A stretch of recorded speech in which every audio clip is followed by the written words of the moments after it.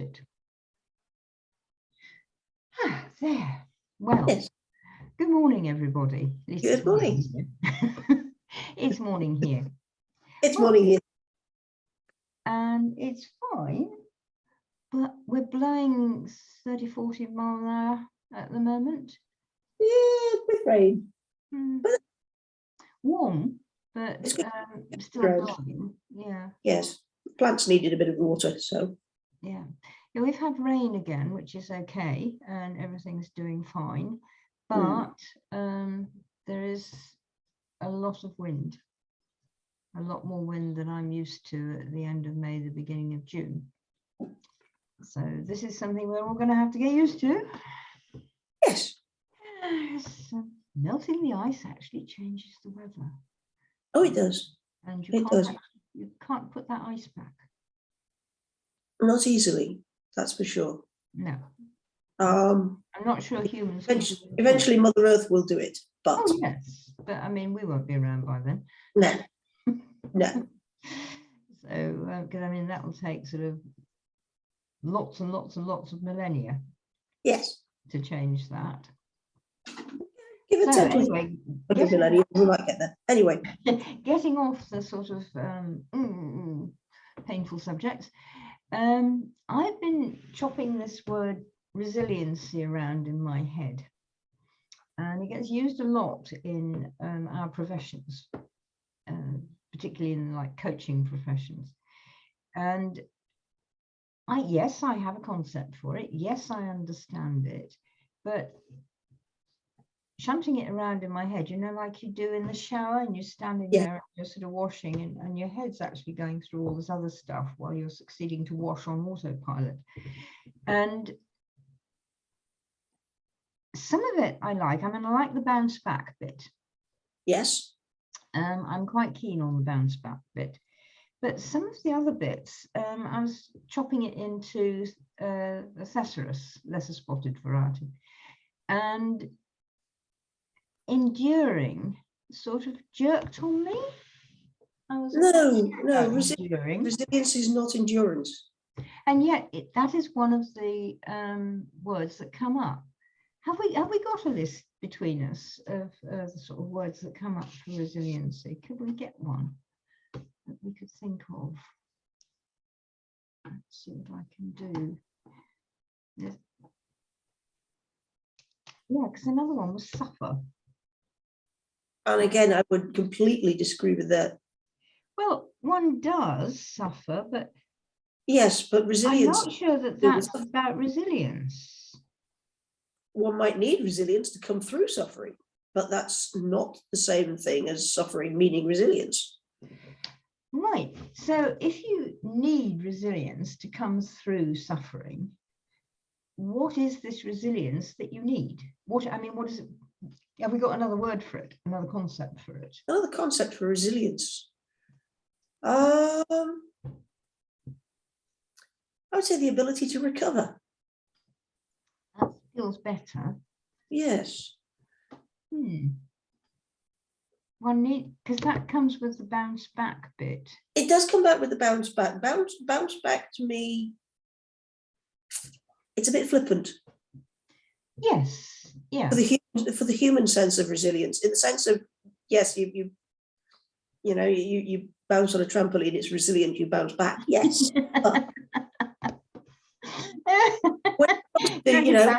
Bouncing on your life like that. Sorry, it's my life and being resilient enough to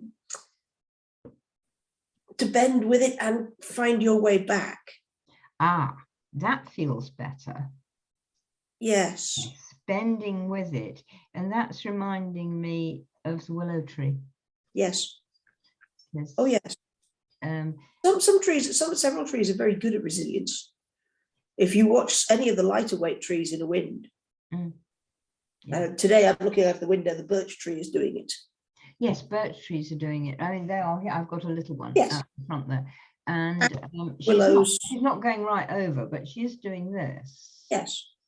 And willows amaze me too, because the white willow that we have in Britain, if you leave it alone, that's the one that does the weeping really well. Yes. Yes. They are huge. Yes, they are. I mean, you know, yes. 50 foot. Oh, really grown, yeah. And probably more.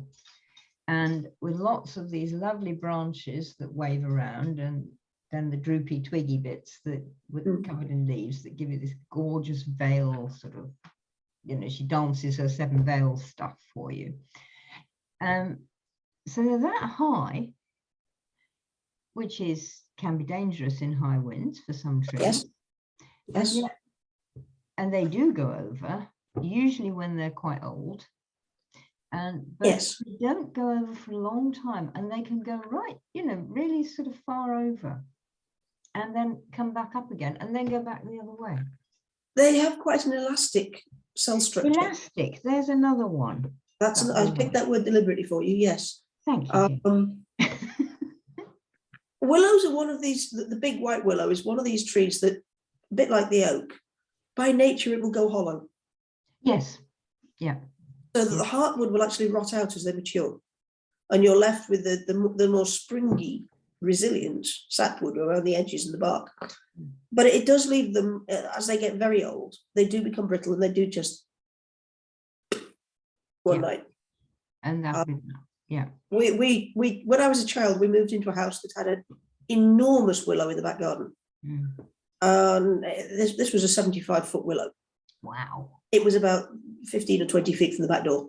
And obviously at some point somebody had planted one of these little cute weeping willows that's, you know, knee high to a grasshopper.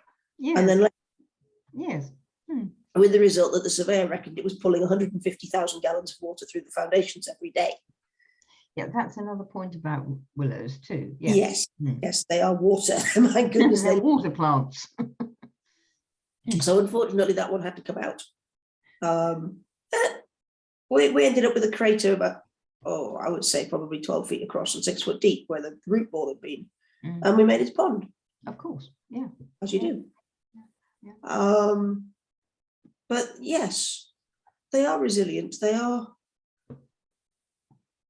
capable of withstanding hardship and coming back, which is perhaps people are getting the endurance idea from. Yeah, I like the withstanding, and they've got like ways through it. I put up a post the other day on LinkedIn, the stupid thing, you know, like it's like Facebook, it says, and what was your first job and what was memorable about it? So, bugger it, I'll answer that. And my first job was actually with the Royal Marines at the Commander Training Centre, which was absolutely amazing. They were really beautiful, really nice guys. So I have no prejudice against servicemen. They're not a load of sort of yobbos with guns kind of thing. In fact, absolutely the opposite. But anyway, there I was sort of doing that. And recently there's been a program on BBC about the Royal Marines again. And, you know, since I'm like going back into my past, and this is my first job, and oh, look, there's my office kind of thing. I used to work in that building, all this sort of stuff that we do.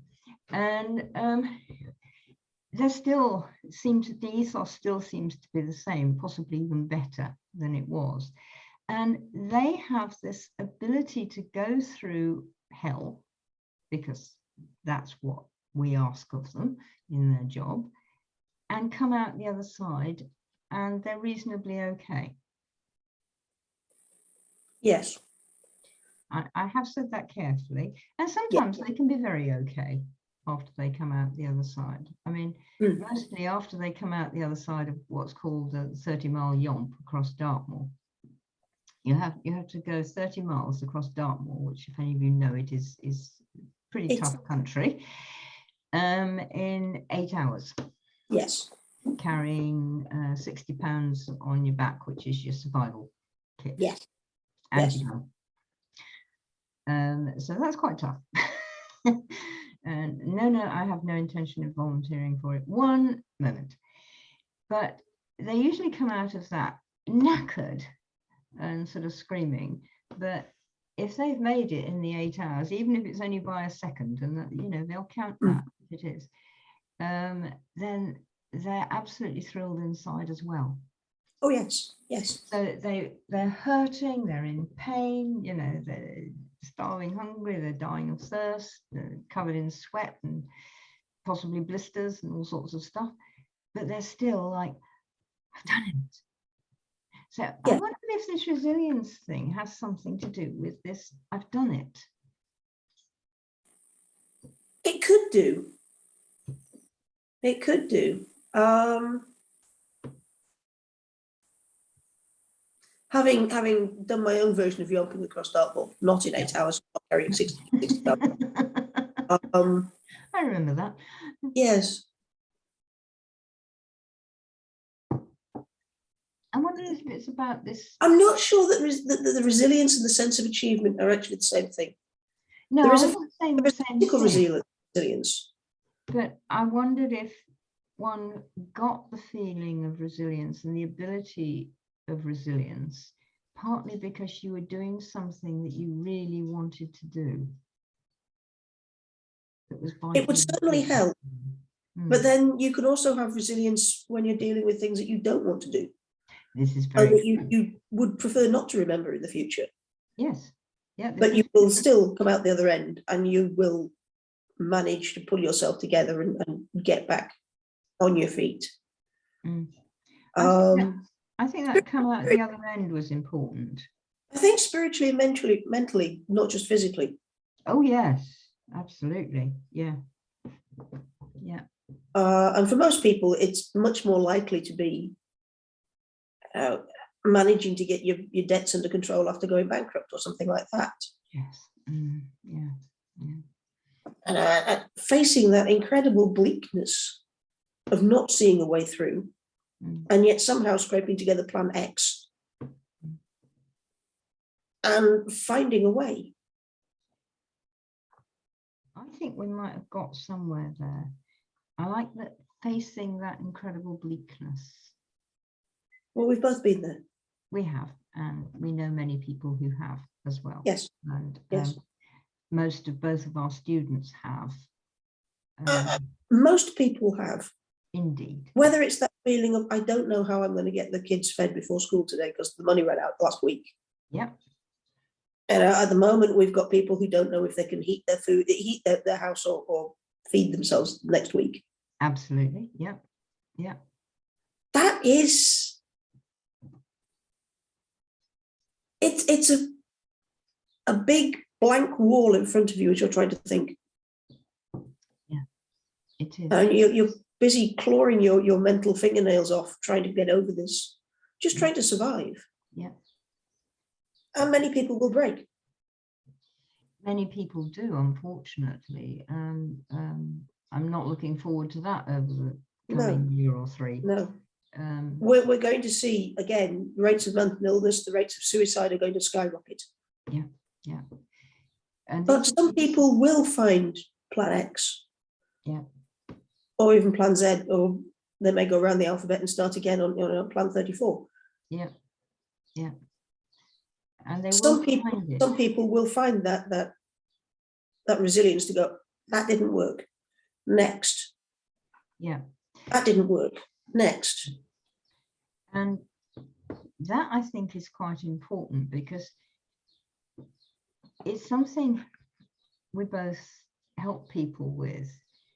So one of the ways of helping people, and we've both done this, is how to get into this. People call it a mindset, but it's much more than just a mindset. Oh, it's much more than a mindset. Because it's going to involve all your emotions as well. And I'm sorry, your mind does not control your emotions. And if you try that game, you will end up in shit creek without the paddle. That's another route to mental illness. Absolutely, it is. Yes. You've got to deal with the emotions and the pain and the terror and all of this stuff that happens, you know, when the money has just run out. And you can engage your brain to assist with this. Absolutely. But there's a physical element, there's a mental element, there's spiritual elements. There are emotions. They have to be addressed. Yes.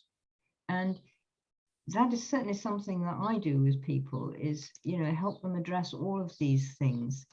And one of and once they do, once they sort of like, you know, they actually allow the bleakness and the horror and the terror to actually happen, which me being there or you being there with them like enables, because you're not doing it, you're not sitting there all on your own doing it, which is absolute hell. Although it is, and we I have both done that too. yes. But if you've got someone who is there for you, with you, I mean, they haven't got you back. Not necessarily someone with answers who can say, well, do this and that will work. No. But somebody who can just be, well, I've been where you are. I know what you're going through. Yeah. I am here. I am listening. Yeah.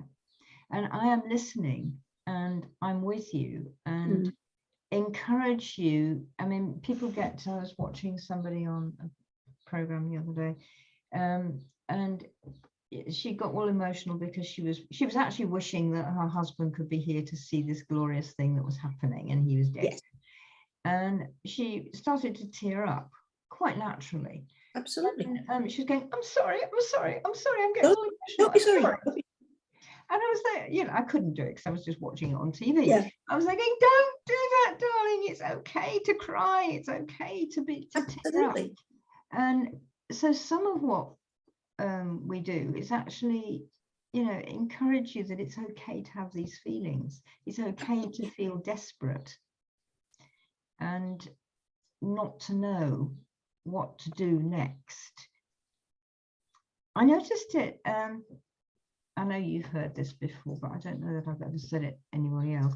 When I was training in the psychology, one of the things you do is somebody offers up to be the client, and the instructor goes through an issue with them. And it's fine, and you don't make up issues. These are all real issues, and everybody always has issues, so it's not a problem finding one. So there was this bloke, and he'd offered up tonight on this session, and the tutor, lovely man, some of you may know of him, Ian Gordon Brown. He was being the mentor, the therapist with this bloke. And, you know, they're going backwards and forwards. And Ian was asking opening questions, and the bloke was sort of telling him what was going on. And the bloke sort of said, and I just don't know what to do. And Ian sort of said, hey, he'd been sort of sitting forward listening. And he sort of went, no, I don't know what to do either. And do you know what? That suddenly opened this bloke up. And he came out with all the things that he actually could do. You know, it didn't, not instantaneously, but it sort of started to trickle, and you know, the amount of ideas and thoughts and emotions and stuff came out faster. And it was actually having somebody else saying, you know, allowing the don't know. Yes. And somebody else not providing answers, because neither Ian nor Barbara are my main trainers in this. They would not give you answers.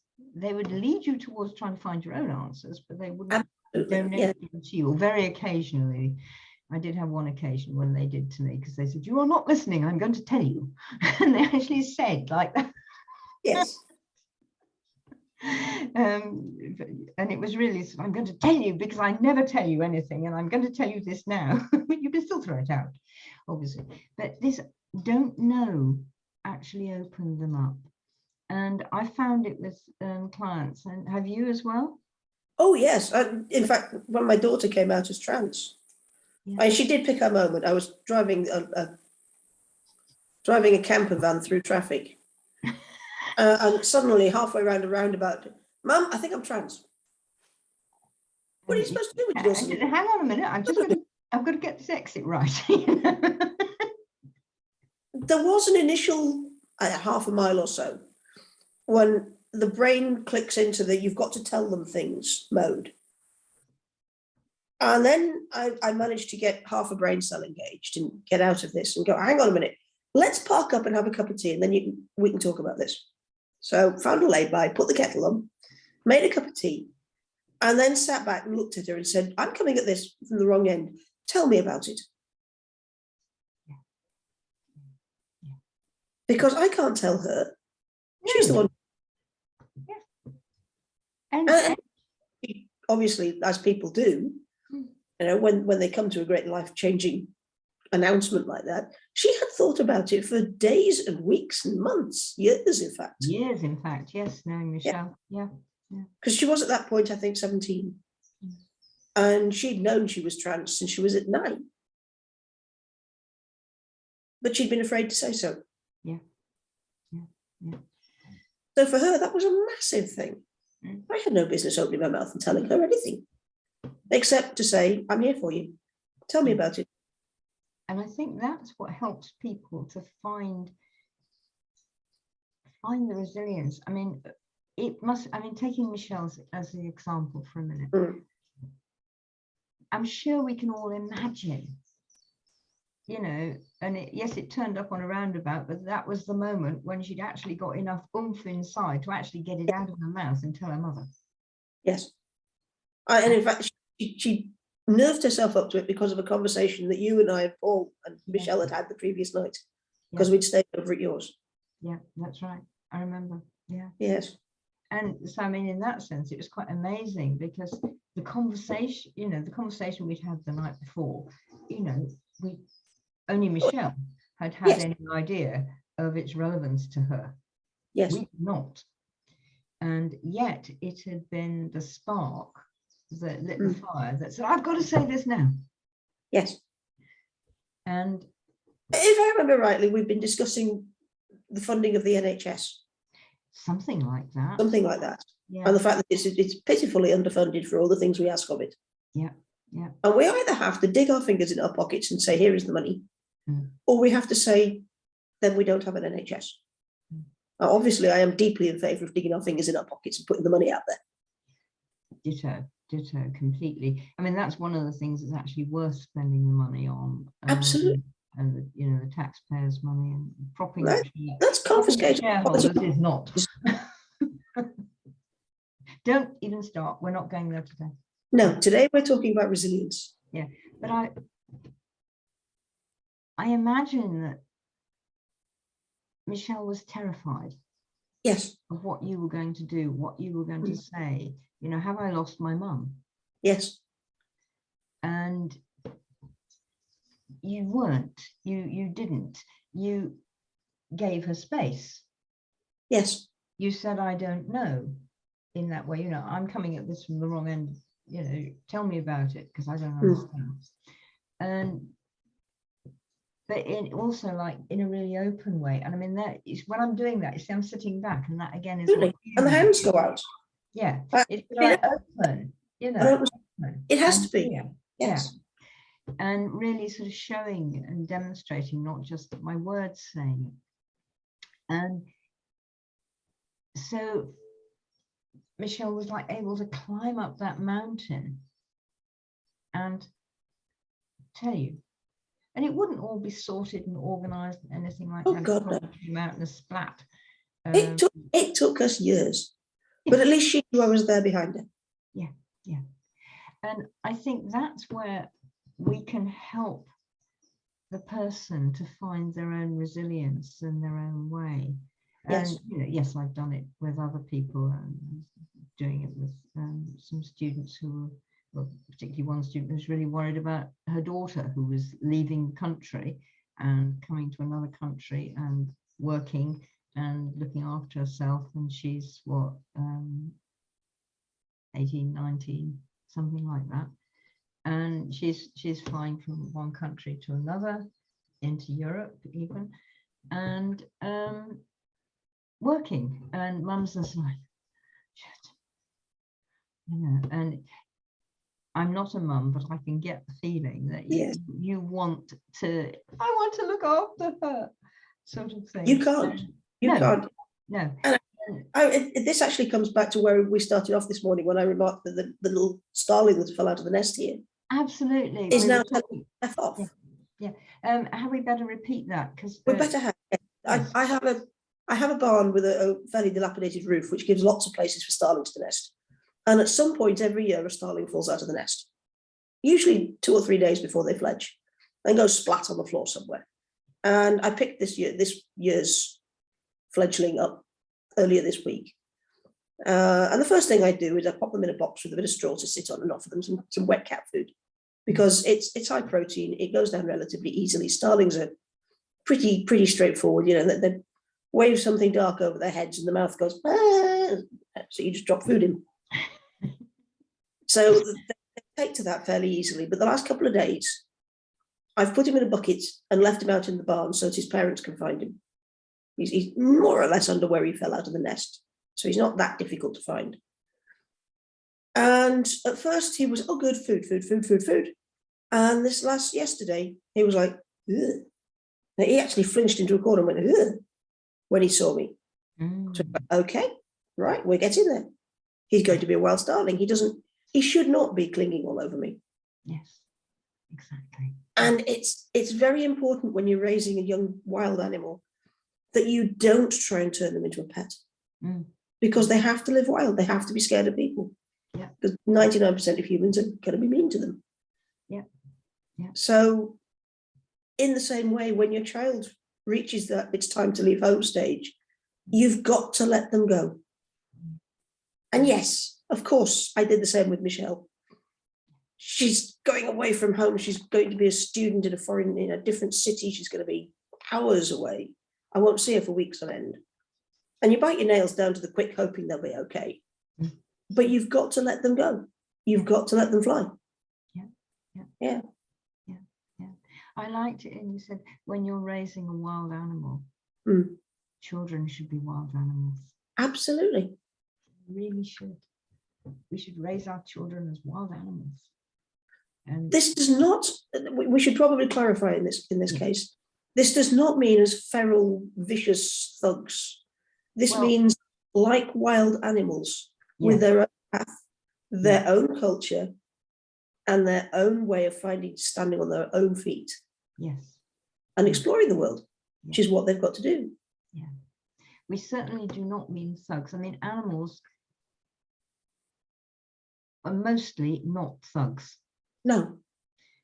Yes, they hunt things and bite things and kill things and that sort of thing, usually because they're hungry, and all their children of whatever variety it is are hungry and they need feeding, or else something else is attacking them and then they will attack back.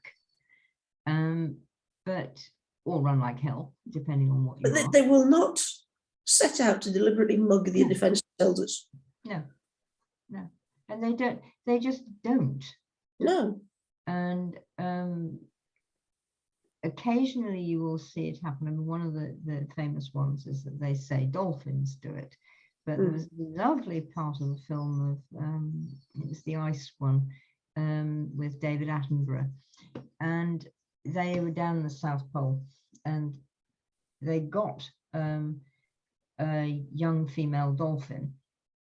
And there were 3 young males who were there, and they were coming along like that, you know, and they were sort of bullying her and trying to push her around and hoping to mate with her.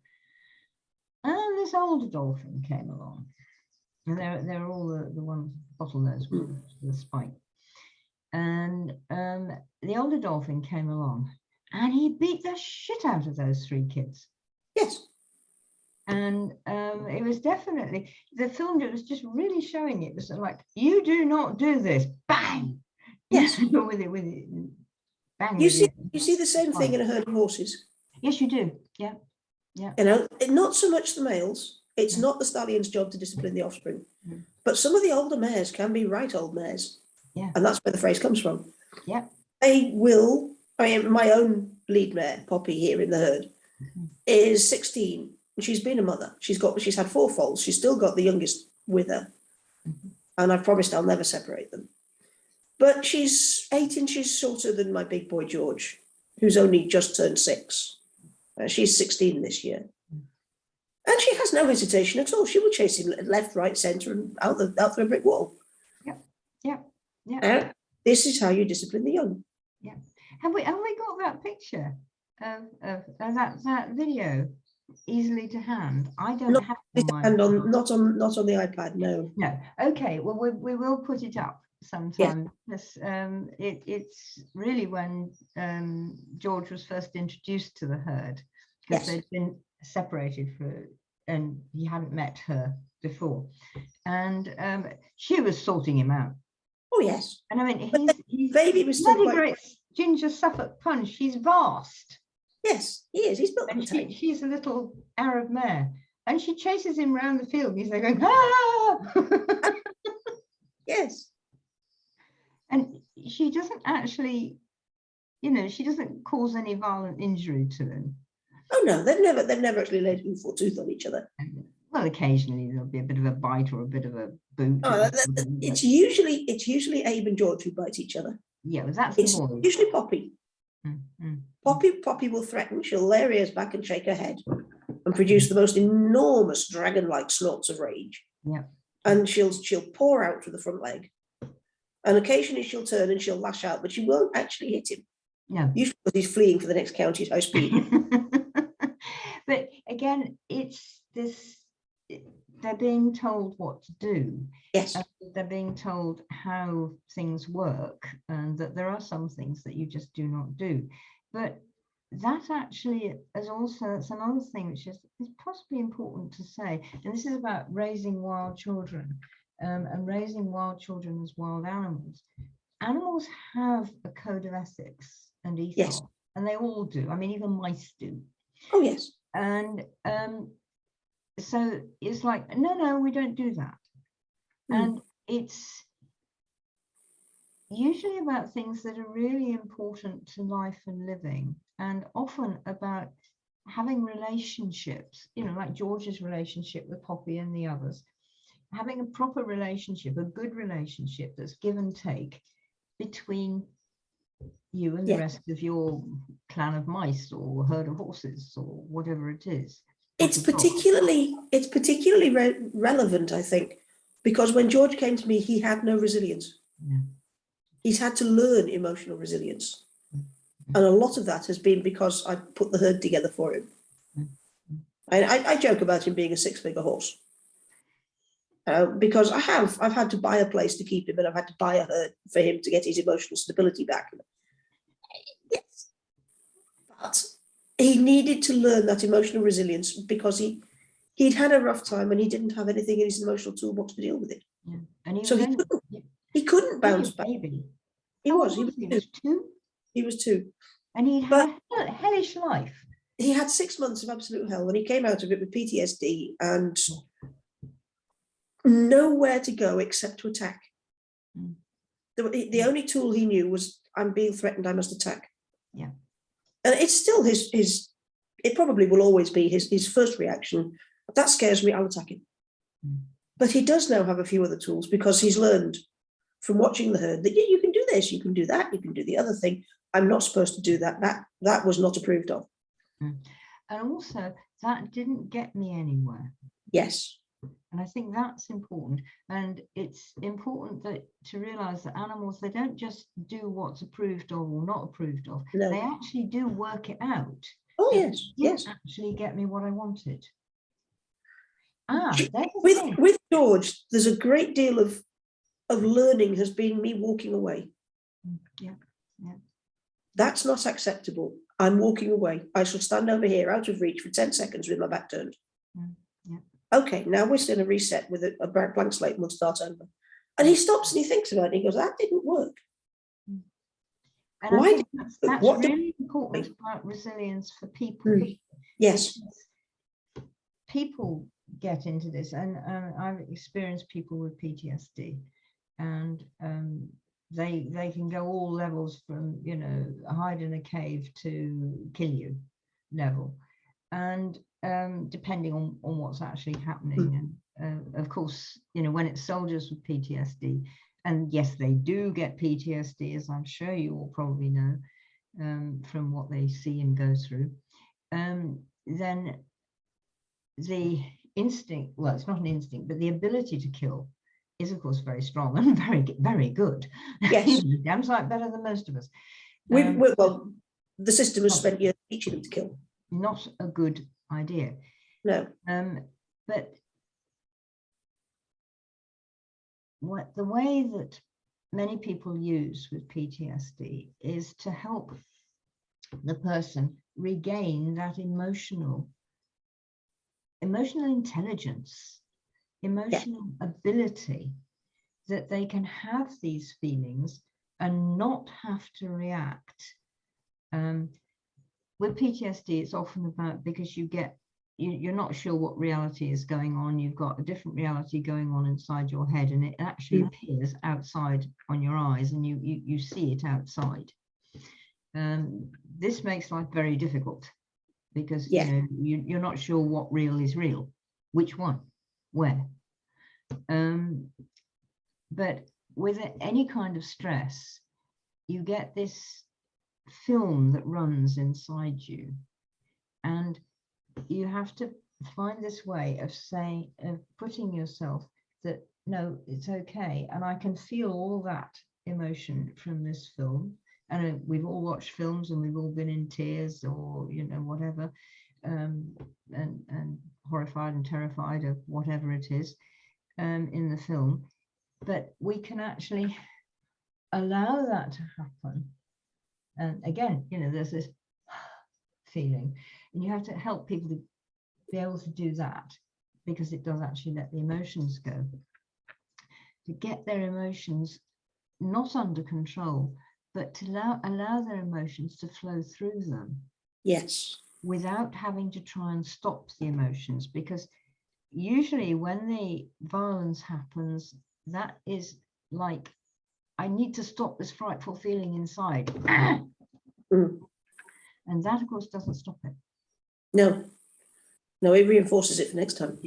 Indeed. So it's like unhooking that and being able to go, this is awful, I want to scream, I would love to kill people because they're hurting this tiger or something. Whatever it is that turns you off, and being able to, I can't, I've got to let that go. I've got to get back inside me and feel me properly. So we're actually back to another variation on authenticity. Yes.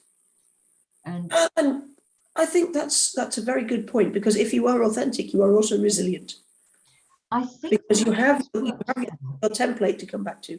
Yeah, I think that does work together. In my experience, that when you are fully you can accept being horrendously angry, you can accept being horrendously sad, you can accept being horrendously terrified, and let it flow, so that something, when it flows, it tends to it does tend to flow out of you.